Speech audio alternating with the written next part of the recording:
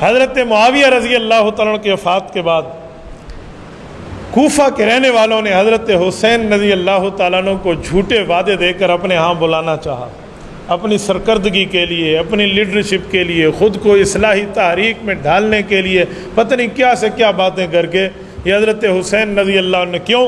حضرت حسین نے یزید کی بیعت کا انکار کیا تھا اور حق پہ کیا تھا۔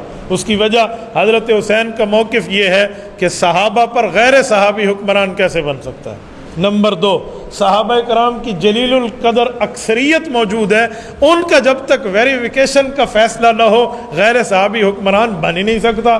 ابھی معاملہ انڈر پروسیس ہے، اس کے خلاف ہمیں نکلنا چاہیے۔ اس وجہ سے حضرت حسین مدینہ منورہ سے نکل کے مکہ معظمہ آئے اور 5 سے 6 ماہ یہاں رہے ہیں۔ حضرت حسین رضی اللہ تعالیٰ عنہ جب مدینہ منورہ سے نکل رہے تھے تو صرف حضرت حسین اپنے گھر والوں کو لے کر نہیں نکلے، خاندان علی المرتضیٰ کو لے کر نکلے، بلکہ خاندان ابو طالب کو لے کر نکلے۔ یہاں مکہ مکرمہ میں حضرت حسین نے 5-5.5 ماہ قیام کیا، اور یہاں پر حضرت حسین رضی اللہ تعالیٰ نے دیکھ لیا کہ یزید کی حکومت کے کارندے مکہ مکرمہ پر حملہ آور ہوتے ہیں میری وجہ سے۔ تو صحابہ کرام کی اولاد کے ساتھ مشورہ کر کے حضرت حسین نے فیصلہ کیا کہ میں یہاں سے جاتا ہوں۔ تو انہوں نے کہا آپ نہ جائیں، یہ تو پرامن جگہ ہے، یہاں تو چیونٹی تک کو بھی امن ہے، گھاس تک نہیں کاٹا جاتا، بلد امین ہے، آپ کو یہاں سے نہیں جانا چاہیے۔ تو حضرت حسین رضی اللہ عنہ نے ایک جو جملہ ارشاد فرمایا ہے نا، اس سے ہمیں بہت سی چیزیں کھلتی نظر آتی ہیں۔ حضرت عثمان غنی رضی اللہ عنہ پہ جب حملہ ہوا تھا مدینہ منورہ میں پچھلے جو میں یہاں بیان کر چکا ہوں، انہوں نے کوئی فوجی لشکر کشی نہیں کی تھی کہ میری ذات کے لیے حضور کے حرم کی عزت پامال نہ ہو۔ تو حضرت حسین نے بھی یہی فرمایا کہ میری ذات کے لیے مکۃ المکرمہ کی حرمت اور عزت اور اللہ کے گھر کی جو ہے نا حرم کی عزت پامال ہو، یہ میں بھی نہیں چاہتا۔ تو انہوں نے عراق جانے کا ارادہ فرمایا۔ تو صحابہ کرام رضی اللہ عنہ مجمعین کی اولادیں جو تھی، جو حضرت حسن کے حضرت حسین کے ہم عمر ہیں، حضرت عبداللہ بن عمر ہیں، عبداللہ بن عباس ہیں، حضرت عبداللہ بن زبیر ہیں رضی اللہ عنہم، ان کا مشورہ کہ آپ ایسے نہ جائیں، یہ لوگ دھوکے باز ہیں، آپ اپنے سے پہلے کوئی نمائندہ بھیج کے دیکھیں۔ ان صحابہ کرام کو یقین تھا کہ واقعی دھوکے باز ہیں، یہ خواہ سے جھانسا دے کر کوئی نقصان نہ کر دیں، خانوادہ پیغمبر کا، اولاد علی اور آل نبی کا نقصان نہ ہو جائے۔ تو حضرت حسین نے ان کی بات تسلیم کی، اپنے چچا زاد بھائی حضرت مسلم بن عقیل کو کربلا بھیجا، یعنی کوفہ بھیجا۔ تو انہوں نے وہاں حالات پرامن دیکھے، ہزاروں بندوں نے ان کے ہاتھ میں ہاتھ دے کر وعدہ کیا اور بیعت کی، اور ان نے جواب میں خط لکھ دیا کہ معاملہ بالکل ٹھیک ہے۔ تو جو صحابہ مشورہ دے رہے تھے آپ نہ جائیں، اب ان کے پاس تو کوئی بات باقی نہ رہی نا، کہ جو آپ نے کہا تھا وہ تو میں نے آپ کی بات پوری کر لی، اب تو حالات پرامن ہیں۔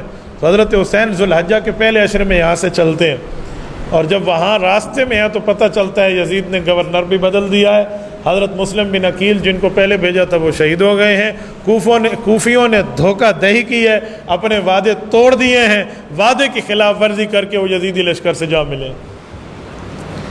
اور وہاں حضرت حسین جب پہنچتے ہیں وہاں ہور ہوتا ہے، ان کی طرف سے آنے والا بڑا قائد وہ روک دیتا ہے کہ آپ نے کوفہ نہیں جانا۔ تو وہاں پر حضرت حسین رضی اللہ تعالیٰ عنہ کے ان سے گفتگو ہے، شرائط پیش ہے، ایک تفصیل ہے، نہیں مانا گیا، کچھ معاملہ نہیں ہوا۔ آخر یہ کربلا کی طرف سفر ہوتا ہے، یہ زبالہ سے 72 کلومیٹر یہ شام کے فاصلے پہ ہے۔ حضرت حسین رضی اللہ تعالیٰ عنہ کا یہاں جو پالیسی بنی ہے نا، غور کرنے سے خلاصہ یہی نکلتا ہے کہ حضرت حسین نے اپنا رخ اس طرف شام کی طرف کیا تھا کہ میں ڈائریکٹ جا کر یزید سے بات کروں کہ غیر صحابہ پر حکمران کیسے، اس سے معاملہ طے کروں، اور اس کے سامنے جا کر جو سیاسی اصلاحات حضرت حسین چاہ رہے تھے وہ کراؤں۔ لیکن ابن زیاد جیسا ظالم جو کوفہ کا گورنر تھا، اسی یزید کی طرف سے انہوں نے کہا آپ میری بیعت کر لیں۔ یہ غیرت حسینی کہاں برداشت کر سکتی تھی، جو اس کے قائد کو ماننے کے تیار نہیں ہے وہ اس کے ایک ہرکارے کو مان لے۔ حضرت حسین رضی اللہ تعالیٰ عنہ کے انکار پر یہاں جنگ ہوتی ہے، اور اس جنگ میں سامنے آنے والے وہی لوگ ہیں جو اکثر حضرت حسین رضی اللہ عنہ کو خط لکھنے والے ہاتھ ہیں، ان میں اکثر وہ لوگ ہیں جن نے خط لکھ کے بلایا ہے، اور اب یہ سوچ رہے ہیں کہ حضرت حسین تو آ رہے ہیں، ان کے پاس ہمارے خط ہیں، اگر یہ نکل آئے تو مسلم بن عقیل کو اس کے گورنر نے شہید کر دیے تو ہمیں مارے گا۔ اب یہ حضرت حسین کے مخالف ہیں، ان خطوط کی پرواہ نہیں ہے، وعدوں کی پرواہ نہیں ہے، وہاں پہ جنگ ہوتی ہے، اور اس جنگ میں حضرت حسین رضی اللہ تعالیٰ عنہ سمیت حضرت حسین کے 8 بھائی حضرت علی کی 9 اولادیں وہاں شہید ہوتی ہیں، آل رسول کے 21، 22 یا 18 افراد، 3 روایتیں ہیں، یہ شہید ہوتے ہیں، جن میں 72 افراد شامل ہیں، باقی ان کے حلیف ہیں، دوست ہیں، مددگار ہیں، ناصر ہیں، تعلق والے ہیں، وہ ساتھ ہیں، اور 88 اس لشکر سے قتل ہوتے ہیں۔ ان میں پہلا شہید جو بچوں میں ہے وہ علی الاصغر ہے، جسے عبداللہ کہتے ہیں۔ اس کی عمر 18 دن تھی جب حضرت حسین مکہ مکرمہ جا رہے تھے مدینہ طیبہ سے، 5 ماہ مکہ مکرمہ میں رہے تو یہ 6 ماہ میں داخل تھا۔ اس پر ان لوگوں نے سب سے پہلے تیر مارا ہے۔ آپ اندازہ لگا انصاف کا خون کتنا ختم ہو گیا ہے، ظلم کی انتہا دیکھیں۔ اس بچے کا تم سے کیا قصور ہے؟ اور ان پر 3 دن تک پانی بند ہے، 7 دریائے فرات ہے، اور اتنا ظلم ہے۔ جس بچے کو جو تیر لگا ہے، میں یہاں جملہ کہتا ہوں، اللہ کی قسم دل دکھ جاتا ہے کہ اتنا اس کا اپنے جسم کا حجم نہیں ہے جتنا اس تیر کا حجم ہے۔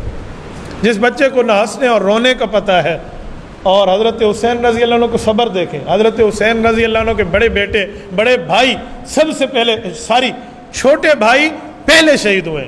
حضرت حسین رضی اللہ عنہ 9 بھائی یہاں شہید ہوئے ہیں۔ تو 10 محرم الحرام کو کوفیوں کی غداری کی وجہ سے کام ہوا ہے۔ اس قتل کا ذمہ دار عبداللہ بن زیاد بھی ہے، کوفی بھی ہیں، لشکر پہ حملہ کرنے والے بھی ہیں، اور یزید بھی اس معاملے میں شامل ہے کہ اس نے 4 سال اس کے بعد حکومت پہ اپنے پاؤں جمائے رکھے ہیں۔